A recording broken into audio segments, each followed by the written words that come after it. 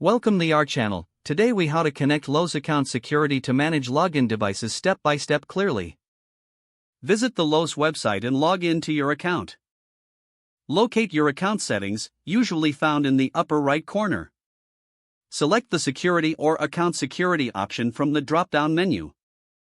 Look for the Manage Login Devices section within the security settings. Click on Add Device to begin the process.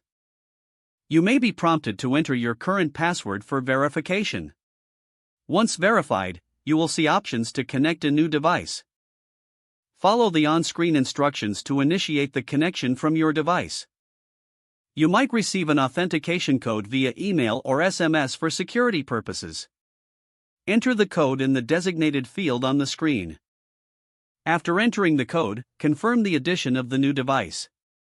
Check your registered devices to ensure the new device appears in the list. If needed, you can also remove devices that you no longer use. Make sure to save any changes before exiting the account settings. Log out of your account when you have completed the process. If the page does not load, refresh the browser or try again in a private or incognito window. Make sure you are using the correct email address, then retype it carefully to avoid small typos. If your password is not accepted, use the reset option and create a new strong password you can remember.